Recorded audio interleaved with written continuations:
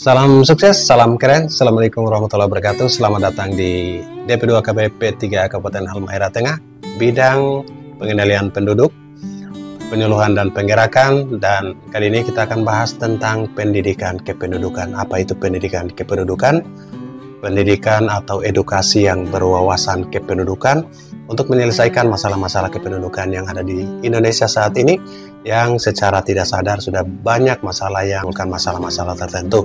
Pendidikan kependudukan yang digagas oleh BKKBN Republik Indonesia, mulai dari pusat sampai ke provinsi, bahkan sampai di kabupaten kota lewat OPDKB. Pendidikan kependudukan secara umum ada 3 hal. Yang pertama adalah jalur formal. Jalur formal ini diantaranya adalah sekolah siaga kependudukan atau SSK, dan yang kedua adalah perguruan tinggi peduli kependudukan atau PTPK. Ini adalah jalur formal dari pendidikan kependudukan yang saat ini digalakkan oleh pemerintah pusat sampai ke kabupaten kota. Yang kedua adalah jalur non formal. Jalur non formal ini seperti ASN peduli kependudukan yang terdiri dari anggota ASN di seluruh Indonesia yang melakukan kegiatan tertentu yang berimplikasi pada menyelesaikan masalah-masalah kependudukan yang ada di daerah masing-masing. Kemudian selain dari ASN peduli kependudukan, pada jalur non formal ini ada juga pramuka peduli kependudukan, dan 2 hal ini yang sudah berjalan di seluruh Indonesia di daerah-daerah tertentu yang sudah menggalakkan 2 hal ini pada jalur non formal. Dan yang ketiga adalah jalur informal, yaitu lembaga-lembaga tertentu yang ada pada masyarakat atau yang ada di desa yang mempunyai kepedulian untuk masalah kependudukan, menyelesaikan masalah kependudukan. Hari ini kita akan bahas poin yang pertama, yaitu pendidikan kependudukan dalam jalur formal. Di antaranya adalah sekolah siaga kependudukan. Apa itu sekolah siaga kependudukan? Sekolah di mana melakukan integrasi pembelajaran atau integrasi edukasi yang melibatkan di dalamnya adalah pendidikan kependudukan, di mana sekolah yang sudah melakukan integrasi pendidikan kependudukan ke dalam mata pelajarannya, baik SLTA maupun SLTP, bahkan di perguruan tinggi di jalur perguruan tinggi peduli kependudukan. Khusus untuk SSK yang saat ini masih berjalan pada tingkat SLTP dan SLTA, kita akan melihat beberapa contoh sekolah siaga kependudukan yang ada di Indonesia dengan programnya. Oke sahabat semua, dengan melakukan integrasi dan bagaimana caranya, bagaimana langkah-langkah integrasi materi kependudukan ke dalam kurikulum sekolah.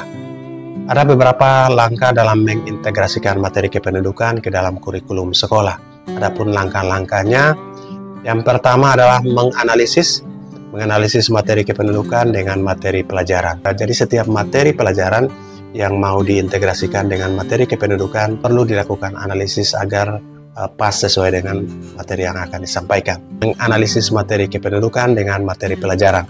Yang kedua adalah pemetaan materi kependudukan dan mata pelajaran. Jadi yang pertama kita analisis, yang kedua kita lakukan pemetaan. Ini sudah dilakukan di sekolah oleh guru yang melakukan integrasi dengan pendidikan kependudukan. Yang ketiga adalah pengembangan silabus. Jika sudah dilakukan analisis, kemudian sudah dilakukan pemetaan, maka bisa dikembangkan dalam silabus mata pelajaran. Kemudian yang keempat, menyusun RPP. Ini Bapak dan Ibu guru sudah tahu. Kemudian menyusun LKPD dan asesmen untuk mengintegrasikan pendidikan kependudukan dengan mata pelajaran yang ada di sekolah.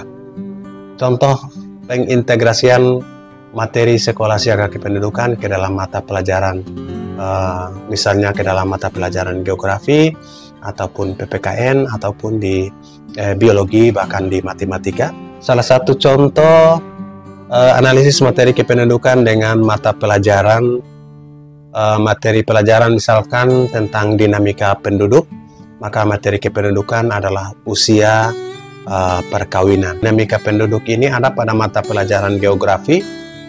Bagaimana mengintegrasikan pendidikan kependudukan di dalamnya, kita bisa membahas tentang usia perkawinan.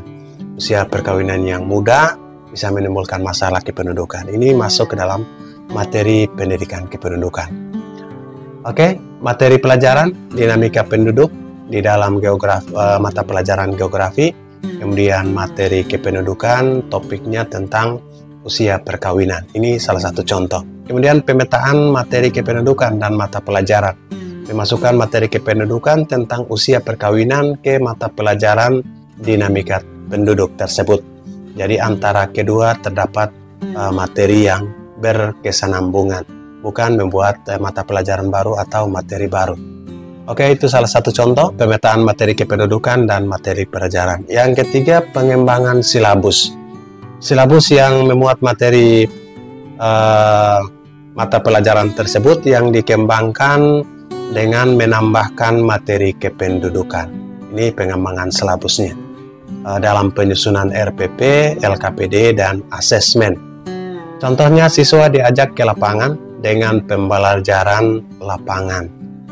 LKPD-nya, siswa secara langsung mencoba melakukan pengamatan sederhana ke lingkungan sekitar untuk mengidentifikasi dan mendapatkan testimoni teman-teman yang melakukan pernikahan di usia dini. Jadi ini adalah LKPD-nya. Kemudian asesmennya pada pertemuan selanjutnya, pada pertemuan hari berikutnya, setiap kelompok dari siswa diminta untuk menyampaikan hasil yang didapat dari lapangan terkait dengan usia perkawinan, awal pernikahan yang diidentifikasi dari berbagai aspek, misalkan dari segi kesehatan, produktivitas, dan lain sebagainya. Dan bisa dilakukan asesmen pada hari berikutnya. Apa yang dilakukan pada kegiatan asesmen tersebut, pada pertemuan selanjutnya, setiap kelompok diminta untuk menyampaikan hasil yang didapat pada saat melakukan wawancara dengan temannya yang di rumah yang sebelumnya sudah melakukan perkawinan di usia dini.